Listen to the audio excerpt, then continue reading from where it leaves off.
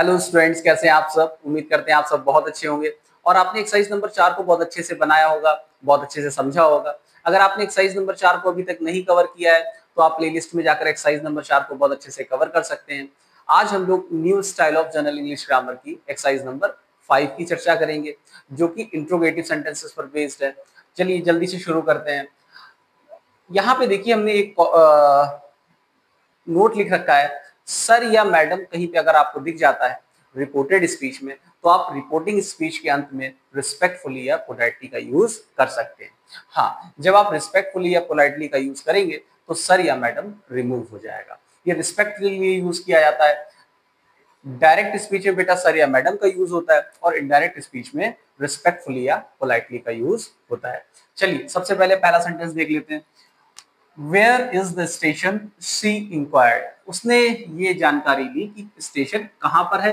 जल्दी से देखते हैं। रिपोर्टिंग सीट पीछे लिखी है, कोई बात नहीं, इंक्वायर्ड को इंक्वायर्ड में रहने देते हैं। तो क्या बन जाएगा? She inquired। कंजक्शन बेटा WH ही वर्क हमारा कर जाएगा। हमने आपको बताया था WH सेंटेंसेस में बेटा WH वर्ड ही हमारा एज अ कंजक्शन वर्क करता है, इसमें इफ या वेदर का यूज नहीं होता है। जल्दी देखते हैं। She inquired where. बेटा वेयर के बाद हमको चाहिए सब्जेक्ट। बेटा सब्जेक्ट क्या दिख रहा है इसमें? The station. हाँ बेटा, आप कोई भी बेटा इंट्रोगेटिव सेंटेंस होगा, इंट्रोगेटिव सेंटेंस को बेटा हम लोग असर्टिव सेंटेंसेस में बनाएंगे और असर्टिव सेंटेंस में बनाने के लिए हमको सबसे पहले सब्जेक्ट की आवश्यकता होती है। क्योंकि इस सेंटेंस में सब्जेक्ट बेटा द स्टेशन है, तो हमने द स्टेशन लिख लिया। और बेटा इज एमआर बेटा वॉज वर्ब में चेंज होता है, क्योंकि स्टेशन अकेला है तो बेटा वॉज का यूज होगा और यहीं पे फुल स्टॉप लग जाएगा। और इस प्रकार से मेरा सेंटेंस बन गया, she inquired where the station was. Clear. अगला सेंटेंस देखते हैं। द मास्टर सेड, मास्टर ने कहा, हु इज ही, वो कौन है, एंड व्हाट डज ही से टू यू, और वो तुमसे क्या कहता है। देखिए बेटा यहाँ पे यू का यूज हुआ है, यू यानी सेकंड पर्सन का यूज हुआ है। बेटा सेकंड पर्सन का यूज हुआ है तो बेटा वो ऑब्जेक्ट के अनुसार चेंज होगा, लेकिन बेटा इसमें कोई ऑब्जेक्ट नहीं दे रखा है, तो इसमें हम अपने आप ऑब्जेक्ट मान लेते हैं। जैसा कि पिछली एक्सरसाइज में भी हमने बताया था, मान लेते हैं कि मास्टर जी ने जो बात कही थी वो हमसे कही थी और हम me as a subject use कर रहे हैं। द मास्टर सेड टू, बेटा टोल्ड में चला जाएगा, टोल्ड में नहीं जाएगा। सेड टू बेटा आस्क में चला जाएगा, क्योंकि ये इंट्रोगेटिव सेंटेंस है। आस्क मी कंजक्शन का ही कार्य कर जाएगा बेटा WH वर्ड हु। अब चाहिए सब्जेक्ट। सब्जेक्ट देखिए बेटा ही है, तो बेटा ही थर्ड पर्सन है और थर्ड पर्सन नो चेंज होता है। ही इज एमआर बेटा वॉज वर्ब में चेंज होता है। एंड अगली बार फिर देखिए व्हाट आ गया, इसको भी एज इट इज रख लेते हैं। व्हाट, अब देखिए बेटा ही सब्जेक्ट है तो ही को ले लेते हैं। हमने आपको बताया था बेटा कहीं पे आपको अगर डू डज दिख जाता है वो रिमूव हो जाता है और V1 बेटा V2 में चेंज हो जाती है। किसमें चेंज हो जाती है? V2 में। डू या डज कहीं पे भी दिखेगा उसे रिमूव कर देंगे। अगर केवल अकेले दिख रहा है तो ही से की बेटा सेकंड फॉर्म होती है said to what he said to you. बेटा यू सेकंड पर्सन बेटा ऑब्जेक्ट के अनुसार। ऑब्जेक्ट बेटा मैंने मी माना है तो मी का ऑब्जेक्ट बेटा मी ही रहता है। क्लियर। हाँ, the master asked me who he was, बहुत इजी था, and what he said to me, और अंत में बेटा फुल स्टॉप न किया। अगला देखते हैं। My mother said to me, मेरी माँ ने मुझसे कहा, where have you, sorry what have you done with all the pencils I gave you last Monday. मेरी मम्मी ने मुझसे पूछा कि मैंने क्या किया उन सारी पेंसिल्स के साथ जो उन्होंने मुझे पिछले सोमवार दी थी। जल्दी से देखते हैं। माई मदर सेड टू बेटा आस्क में चेंज हो जाएगा। किससे पूछा था? मुझसे पूछा था। My mother asked me what. अब देखिए यहाँ पे सब्जेक्ट क्या दिख रहा है? यू। यू बेटा ऑब्जेक्ट के अनुसार, ऑब्जेक्ट मी है तो बेटा मी का सब्जेक्टिव केस क्या हो जाता है? आई हो जाता है। हैज हैव हैड में चला जाएगा। What I had done with all the pencils I फिर से देखिए फर्स्ट पर्सन कौन है, माई मदर है, माई मदर यानी कि शी, यहाँ पे क्या यूज हो जाएगा सब्जेक्ट की जगह पर शी। गेव बेटा सेकंड फॉर्म है और हमने आपको बता रखा है कहीं पे भी आपको सेकंड फॉर्म दिख जाती है तो हैड प्लस V3 में जाता है। जल्दी से देखते हैं, हैड लगा देते हैं और V3 गेव की थर्ड फॉर्म बेटा गिवन हो जाएगी। अब देखिए सेकंड पर्सन आया ऑब्जेक्ट की जगह पर, यू सेकंड पर्सन यानी ऑब्जेक्ट की जगह पर से चेंज होगा, मी का ऑब्जेक्ट बेटा मी ही रहता है। लास्ट मंडे यानी the previous Monday, full stop. Clear? हाँ, ये सेंटेंस भले ही बड़ा हो लेकिन कोई भी ऐसी चीज नहीं है, जो कोई भी ऐसा वर्ड नहीं है जिसको हमने नियम के अनुसार ना चेंज किया हो। देखिए बेटा, my mother said to ask में चेंज हो जाता है, मी का मी रहता है, what as a conjunction use होता है। और हमने बताया कि कोई भी सेंटेंस अगर आपका इंट्रोगेटिव है तो बेटा वो असर्टिव में ही बनेगा। असर्टिव में बनेगा सबसे पहले सब्जेक्ट चाहिए, सब्जेक्ट यू था तो यू ऑब्जेक्ट के अनुसार चेंज होके आई बन गया। हैज हैव हैड में चेंज होता है, डन का डन रहा विद ऑल द पेंसिल्स। अब आई सब्जेक्ट के अनुसार, सब्जेक्ट चूंकि माता जी थी तो माता जी के लिए बेटा शी यूज कर लिया। गेव सेकंड फॉर्म थी और आपको पता है कि सेकंड फॉर्म हमेशा हेड प्लस थर्ड फॉर्म में जाती है, बाकी सेंटेंस को एज इट इज बना दिया। अगला देखते हैं, द टीचर सेड आस्क में चला जाएगा, द टीचर आस्क्ड। देखिए the teacher said why have you not done your homework today Aman. Teacher ने यानी किससे कहा है बेटा, अमन से कहा है। अमन सबसे आखिरी में दिया है, कोई बात नहीं, जिससे कही गई है बात उसे एज अ ऑब्जेक्ट यूज करते हैं। किससे कही गई थी बात बेटा, अमन से कही गई थी, तो यानी द टीचर आस्क्ड अमन। अब वाई को एज इट इज लिख लेते हैं। अब हमको सब्जेक्ट चाहिए, सब्जेक्ट यू है, यू ऑब्जेक्ट के अनुसार, ऑब्जेक्ट कौन है, अमन। अमन के लिए प्रोनाउन क्या यूज होगा, ही। हैज है किस में जाएगा, हैड में जाएगा।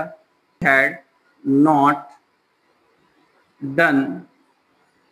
अब देखिए योर सेकंड पर्सन ऑब्जेक्ट के अनुसार अमन के लिए बेटा पॉजेसिव एडजेक्टिव क्या हो जाएगा, हिज होमवर्क टुडे का बेटा दैट डे हो जाएगा, दैट डे। क्लियर है?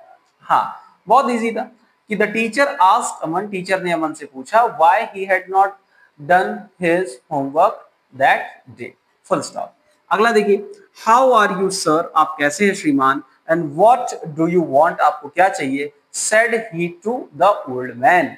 या इसको सीधे सीधे देखिए, he said to the old man, उसने बूढ़े व्यक्ति से कहा कि आप कैसे हैं सर और आपको क्या चाहिए। जल्दी से बनाते हैं, ही सेड टू बेटा आस्क में चेंज हो जाएगा, किससे पूछा था, the old man. He asked old man. देखिए बेटा वहीं पे देखिए पहला जो नोट लिखाया था सर या मैडम की जगह हम लोग रिस्पेक्टफुली का यूज करते हैं या पोलाइटली का यूज करते हैं, किसमें, रिपोर्टिंग स्पीच के अंत में। जल्दी से लगा लेते हैं सर या मैडम के लिए, he asked the old man respectfully. अब चूंकि हम लोगों ने रिपोर्टिंग स्पीच में रिस्पेक्टफुली लगा लिया है, इट मींस दैट अब रिपोर्टेड स्पीच में सर रिमूव हो जाएगा। He asked the old man respectfully how. अब चाहिए सब्जेक्ट यू है, यू ऑब्जेक्ट के अनुसार, ऑब्जेक्ट है ओल्ड मैन, ओल्ड मैन के लिए बेटा प्रोनाउन यूज होगा ही। How he was, is am are किस में जाएगा, वॉज में जाएगा। हाउ ही वॉज, अब सर तो रिमूव हो गया, अब आएगा एंड व्हाट। अब देखिए यहाँ पे सब्जेक्ट यू सेकंड पर्सन के अनुसार, सेकंड पर्सन बेटा द ओल्ड मैन है, ओल्ड मैन के लिए क्या लगाएंगे, ही। हमने आपको बताया था बेटा कहीं पे भी डू या डज दिख जाता है वो रिमूव हो जाता है, और V1 बेटा किसमें चेंज हो जाती है, V2 में चेंज हो जाती है।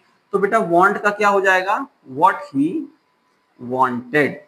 क्लियर? बहुत इजी सेंटेंस था। He asked the old man respectfully how he was and what he wanted. अगला देखते हैं बेटा, सुधांशु सेड मदर, सुधांशु ने मम्मी से कहा, Why don't you allow me to go to play cricket today? आप मुझे अनुमति क्यों नहीं देती कि मैं आज क्रिकेट खेलूं? जल्दी से देखते हैं। Sudhanshu asked, Sudhanshu said to asked में चेंज हो जाता है। किससे पूछा था? मदर से पूछा था। कंजक्शन क्या है? यूज की तरह का कार्य करेगा, वाई कार्य कर लेगा। अब सब्जेक्ट चाहिए, सब्जेक्ट यू है, यू की जगह कौन है? मदर है। बेटा मदर के लिए क्या लगेगा? She. Do not does not किस में जाता है? डिड नॉट में। Why she did not allow, देखिए मी फर्स्ट पर्सन सब्जेक्ट के अनुसार, सब्जेक्ट है सुधांशु, सुधांशु के लिए ऑब्जेक्ट क्या हो जाएगा? हिम, क्योंकि सुधांशु ही है। Why she did not allow him to go to play cricket today का बेटा हो जाएगा that day। क्लियर? हाँ।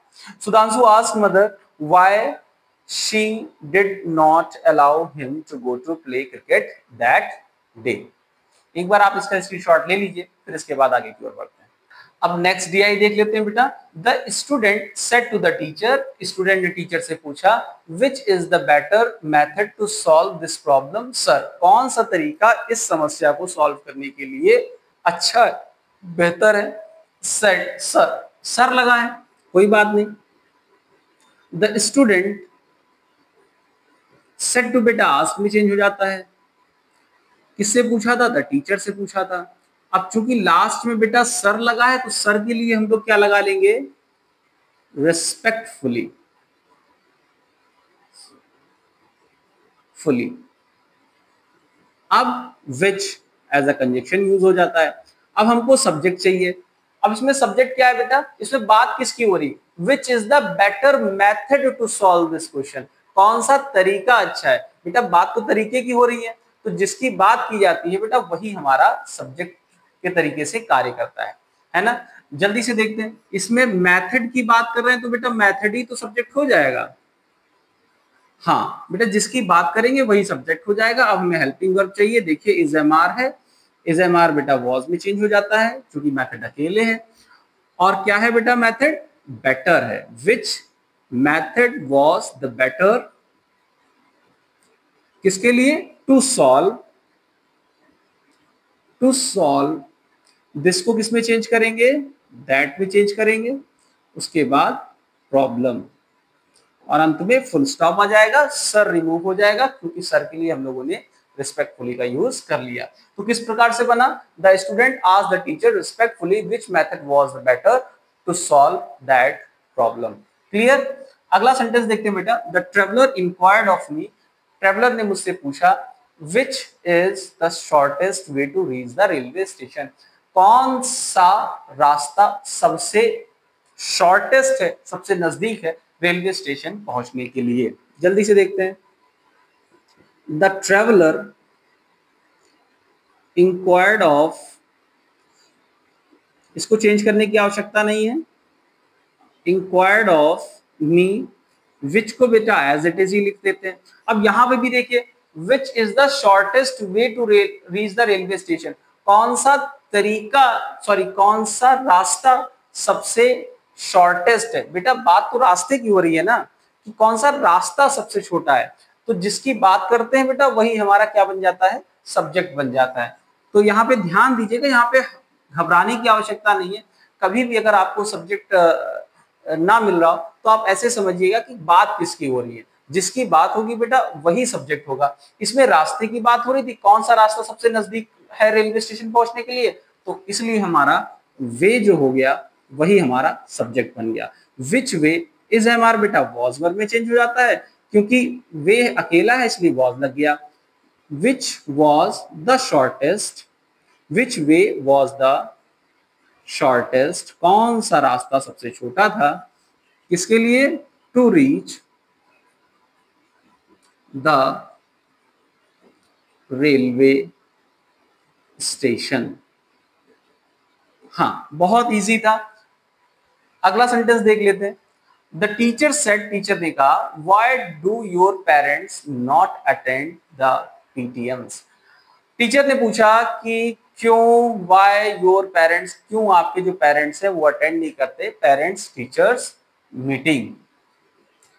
यहां पे भी देखिए बेटा योर का यूज हुआ है, योर यानी सेकंड पर्सन ऑब्जेक्ट के अनुसार चेंज होगा, लेकिन बेटा यहाँ पे कोई ऑब्जेक्ट नहीं दे रखा है, नहीं दे रखा है तो मान लीजिए कि हमसे बात कही गई, कोई बात नहीं, हम ही से कहा जो कुछ कहा। माई टीचर सेड टू, बेटा आस्क में चेंज हो जाएगा, किससे पूछा, मुझसे पूछा, फिर वाई यूज कर लिया। अब डू या डज बेटा रिमूव हो जाता है, your parents, your second person me है, तो बेटा मी के लिए क्या हो जाएगा, वाई माई पेरेंट्स। हाँ, पॉजेसिव एडजेक्टिव क्या हो जाएगा, माई पेरेंट्स डू नॉट बेटा डिड नॉट में, यहां पे रिमूव नहीं होगा, मैंने ध्यान नहीं दिया, यहां पे नॉट भी लगा है, अगर अकेले होता तो रिमूव हो जाता, लेकिन यहां पे देखिए बेटा नॉट भी लगा है, why my parents did not attend the PTMs, full stop, clear? My teacher asked me why my parents did not attend the PTMs। अगला सेंटेंस देख लेते हैं। John says to David, John David से कहता है, when will you go to Lucknow, तुम लखनऊ कब जाओगे। बेटा ये सेंटेंस आपके लिए है, आप इसको बनाकर कमेंट सेक्शन में पोस्ट कर सकते हैं, देखते हैं कितने बच्चों का सही निकलता है। आई होप आज की भी एक्सरसाइज आपको समझ में आई होगी, बहुत अच्छे से आपने कवर की होगी। अगर कोई भी अगर आपको सेंटेंस नहीं समझ में आ रहा है तो आप कमेंट सेक्शन में पूछ सकते हैं।